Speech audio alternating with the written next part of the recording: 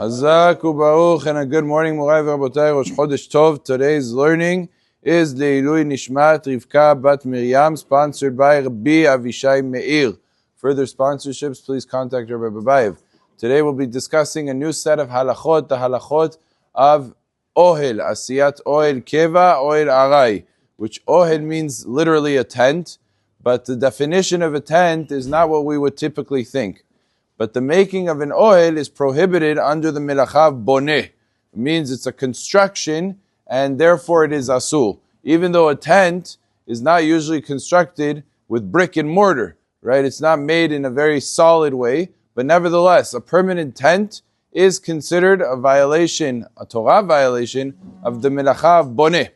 A temporary tent is not considered a Torah violation, but the Chachamim did restrict it midirabanan and did not allow it. This is called Ohel Arai. A temporary tent is asur on a rabbinic level. What is the definition of a tent? So a tent does not require walls at all. Even just a roof, or it doesn't have to be a solid roof, doesn't have to be cement, it doesn't have to be concrete, it could be even something like a blanket. Any type of roof which protects a person from various elements is called an ohel.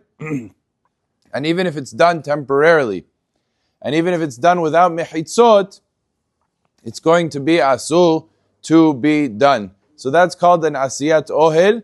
And an example of such a thing would be if you had, let's say, 4 poles, and you wanted to put on top of it a mat and a canopy or something like that, it would be asur to put that on Shabbat, even if your intention is not for a permanent basis. It's only for a few hours, it's only for a day, it still would be asur to do on Shabbat on a rabbinic level because of asiyat ohel arai. Baruch Adonai le'olam.